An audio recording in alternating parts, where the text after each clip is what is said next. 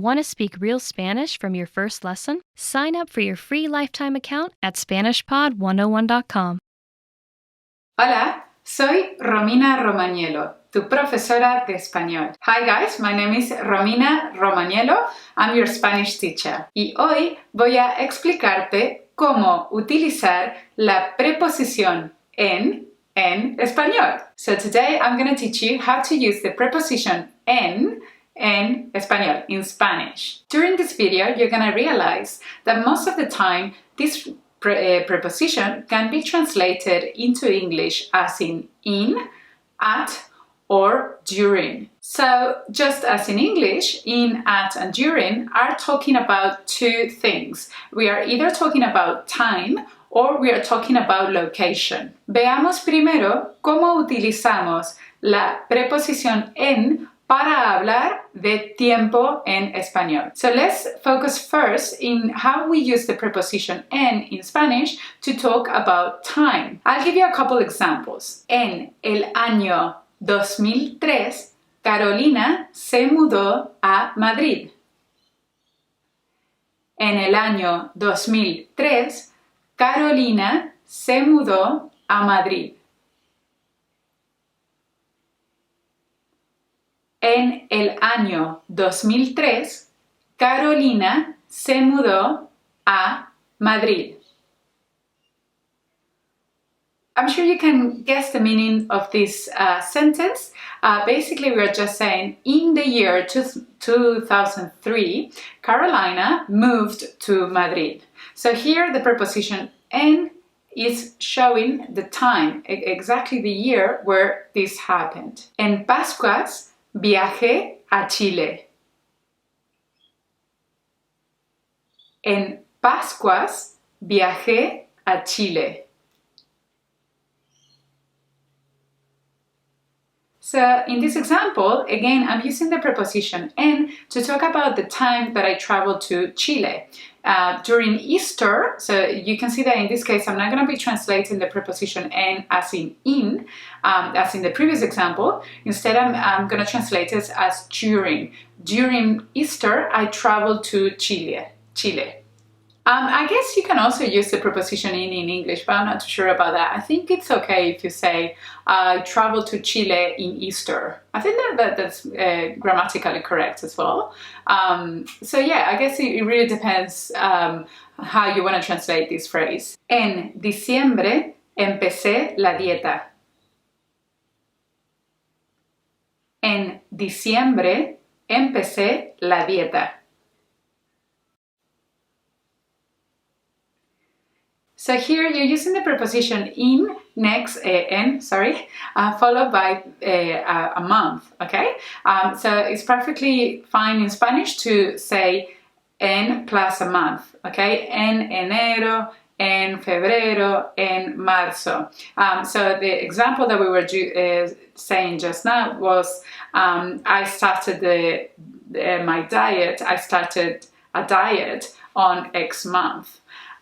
Just be mindful that this is not applicable for the days of the week, okay? You can say en lunes, en martes, okay? In those cases, you're not supposed to use the preposition en, you just say el lunes, el martes, okay? Just be aware of it. So when we're talking about time with the preposition en, we can also use it to talk about something that is going to happen in the future, not just in the past. In the previous examples I was just giving you, I was talking about things that happened in the past, okay? A diet that I started a couple months ago, or a country I traveled to last Easter, okay? But what about things that are going to be happening in the next, 5 minutes, in the next hour or so? How can we use the preposition en when talking about future events? En 5 minutos nos vamos al cine. En 5 minutos nos vamos al cine. So in this example, I'm just using the preposition en to tell you that in 5 minutes we are leaving to the cinema. We're going to watch a movie in about 5 minutes. En 2 años hablaré español con fluidez. En 2 años hablaré español con fluidez. So here I'm saying in 2 years' time, I'm going to be speaking Spanish fluently. The preposition en, when talking about time, can also be used to mark the duration of an action. I'll give you an example. El boleto de estacionamiento se vence en media hora.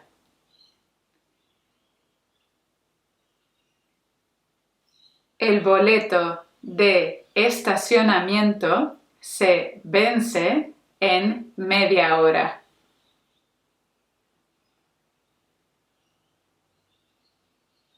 In this example, I'm saying that the parking ticket lasts only for half an hour, okay? En media hora. So here I'm using the preposition en to talk about the duration of a particular action. Okay, so that's how we use the preposition en to talk about time. Let's now focus about location. So when it comes to location, we can be talking about geographical location, okay? We can be talking about, I don't know, cities, towns, or countries, or continents, whatever. Anything that is geographical, anything that is that it actually exists, right? So let's say, for example, Buenos Aires está en Argentina. Buenos Aires está en Argentina.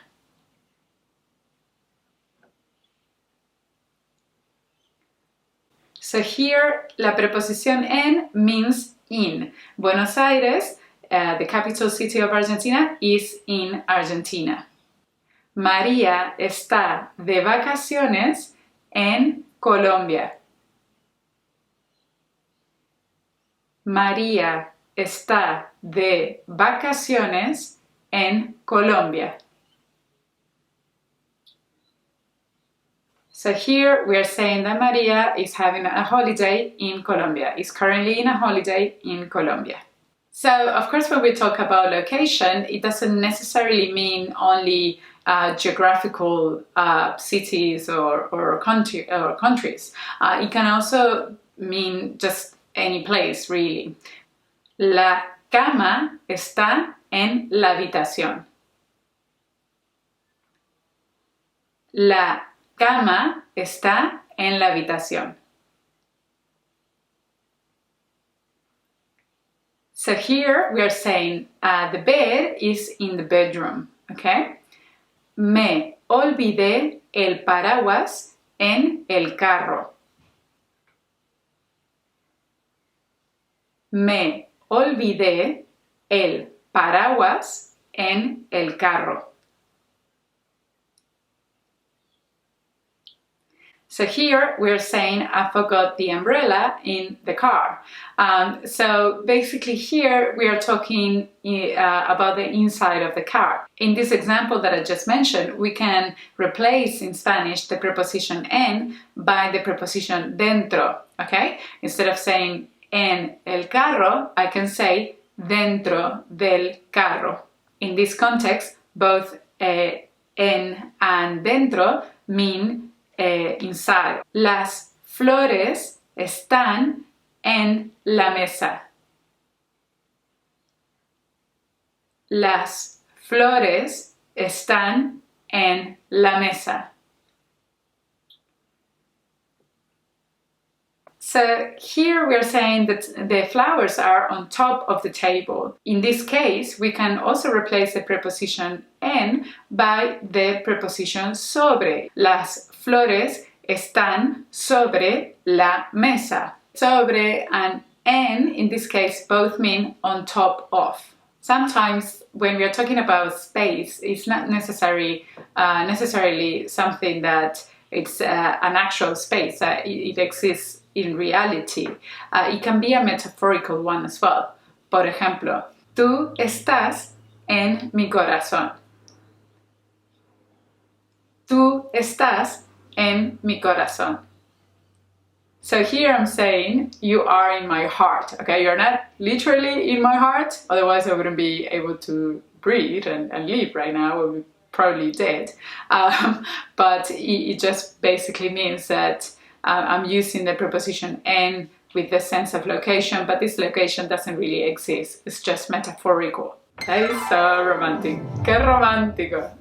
Muy bien, amigos, así es como utilizamos la preposición en español. So this is how we use the preposition en in Spanish. I really hope that you enjoyed today's lesson, and as usual, please let me know in the comments below if you have any questions or if there is anything that you would like me to clarify. I'm gonna also ask you that if you liked this video, please give it a thumbs up, and don't forget to subscribe to get notifications when we upload new videos.